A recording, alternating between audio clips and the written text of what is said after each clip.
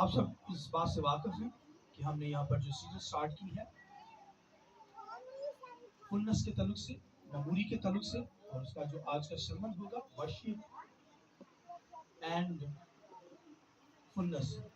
तो बड़ी खूबसूरत तालीम आज खुदा के कलाम में से देने को है। यानी सरमन का जो टाइटल है वर्शिप एंड फुलनेस, प्रस्तश और ममूरी के ताल्लुक से हम आज सीखेंगे।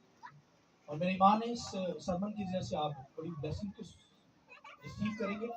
तो आइए मेरे साथ खुदावन के कलाम में से हवाला निकालिए। खुदावन के कलाम में से कुर्सियों दूसरा बाब उसकी 9वीं आयत खुदावन के कलाम में से हम पढ़ेंगे।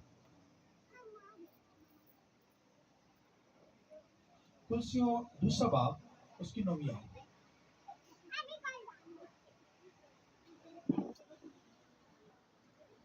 खुदावन के कलाम में से हम कुर्सियों दूसरा बाब उसकी 9वीं आयत खुदावन के कलाम में से आइए। खुदा के कलाम में ये लिखा है, कुर्सियों दूसरा बाब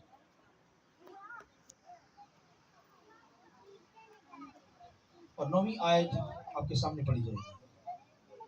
खुदा के कलाम में ये लिखा, सुनिए, क्योंकि अलूहियत की सारी ममूरी उसी में मुजस्सम होकर सुकूनत करती है और तुम उसी में ममूर हो गए हो, जो सारी हुकूमत और अख्तियार